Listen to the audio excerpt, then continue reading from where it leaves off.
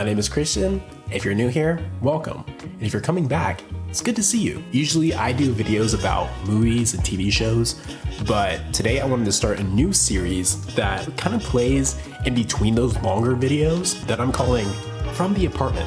And it's gonna be a vlog style series where I kind of just sit here and talk about anything and everything. So let's get started. At the beginning of the summer, I moved from Knoxville, Tennessee to Cincinnati, Ohio. I had lived in Knoxville for pretty much my entire life and never really enjoyed living there, so I was ready for a change. I had moved to Knoxville when I was about 10 years old to be closer to our extended family. Never really, to me, felt like home. I was kind of just uprooted from my life as a 10-year-old in Seattle, Washington, and taken across the country to Knoxville, Tennessee, where I didn't know anyone. And that's not to say that I'm not grateful for the friends that I've made in Knoxville, the friends that I still have in Knoxville, and all the memories that came out of living there. It's just that I was ready for, as I said, a change. And Cincinnati was that change. And man, am I happy that I moved here, right? The neighborhood that I live in is extremely walkable. As you know, with a walkable city, the sidewalk doesn't end. Right? It doesn't end. It goes on for miles. In Knoxville, you'd be on a sidewalk and then randomly it turns into a 4-way highway. I've lived here for 3 months now and I love the neighborhood. Love it. We have a really cool indoor-outdoor market called Findlay Market that has a ton of just like produce and meat vendors to where if there's a day where I don't want to go to Kroger, I don't have to move my car, right? I can keep that thing parked and I can just walk down the street, grab green onion and some salmon. Don't know what I'm making with that. And then I can just take it back to my apartment.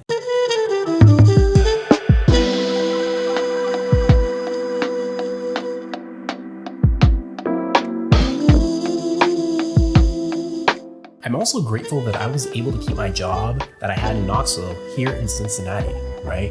They have an office that's about 30 minutes from my apartment. There are currently 2 things in this office that I haven't gotten used to, right? 1, fluorescent lighting. 2, cubicles. Whoever thought that the staple lighting in every office needed to be fluorescent lighting? Psychopath. Psychotic. Okay? And I say that because by the time it reaches 2 p.m. on the days that I'm in office, I can hear those lights buzzing. I can hear them humming. And I start to lose all sense of sanity. So whoever put those in has to either be 1, evil, or 2, a psychopath, right? People have to sit in there 40 hours a week, right? Some people do sit in there 40 hours a week and it's just, they're on all day long. And I don't understand. I don't understand. I know a lot of you have to deal with the exact same thing. Let me know how you deal with that. How do you deal with that? Because I'm about to have to go into office 4 days a week. They're doing a return to office, which leads me to cubicles, right? I love having my own little space, I like it. But with them pushing return to office under the guise of increased productivity and collaboration, how am I collaborating with someone when I'm stuck inside a 10 by 10 box? How? I don't understand it. Anyways, rant over. All right, that's the only negative thing I'm going to say about the office. I am a multimedia designer, so I work a lot with both graphic design and video. My specialty is in motion graphics. I started at the company as a graphic designer, right? And as most of you know who are graphic designers, who work for corporations, you're doing more than just graphic design under that title, right? I was doing graphic design, I was doing motion design, I was doing video editing, storyboarding, post and pre-production. I was a voice artist too. And so that for me, I was like, hey, guys, my title needs to reflect the skills and the things that I'm doing, as well as my pay, right? Because I'm basically doing the work of an entire team. And thankfully they were like, okay, yeah, we'll do that. And so I'm now a multimedia designer. And personally, the part of my job that I love the most is the video aspect of it. My least favorite part, and it's not like I hate it, because I still do enjoy it. It's just under that title, the thing that I don't like the most is the graphic design portion of it. In college, I took a ton of video production classes and they really built me up for the video world. And it's what I love.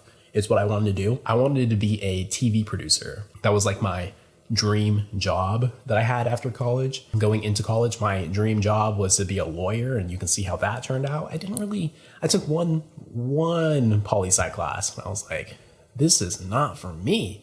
It was so boring, so boring. So I switched to communication, and I was like, hey, we're just gonna learn everything mass media, right? And so in that program, I learned a lot about cameras, a lot about production, video editing, After Effects, the whole shebang. And I fell in love with it. And I really like TV. And so when it comes to that, I love being able to incorporate the things that I like in my personal life into work, right? Before I started, they didn't have a person who was doing video editing or production or anything like that. They would always have to hire out for that. So I became the in-house video production company, as I would call it. My coworkers are always like, oh, Christian's in the video lab again. Every time I have to do a video, and I'm like, yeah, I'm just in here by myself, thriving. And anyways, that's my favorite part of my job, is the video production aspect of it. And that led me into making these videos for YouTube, because I needed a creative outlet outside of work where I could just make stuff for myself, right? Because at work, you're not making stuff for you, you're making it for the company, right? You're making the videos that they want you to make. You're not making the videos that you want to make. And it's good for me to make this stuff and put it out there, because I know that I like it. Maybe someone else likes it too. Even if only 30 people watch my video, because only those 30 people like it, that's still 30 people. And you might be like, Christian, that's not a lot of people. Well, imagine 30 people trying to chase you down, trying to beat your ass. That's a lot of people, right? That's a lot of people. You're going to be like, whoa, where'd all these people come from? Which I say that to say that if you are like me and you want to have a creative outlet, but you're like, oh, well, what if no one sees it? Who cares? Who cares? Make the stuff that you enjoy and put it out there. Someone will like it. Even if it's just one person, 2 people, or 30 people. Make them for yourself and you'll have a lot more fun. And that's all I got for you today. If you enjoyed it, let me know in the comments, and feel free to hit that subscribe button so that we can stay in touch. And I'll see you next time.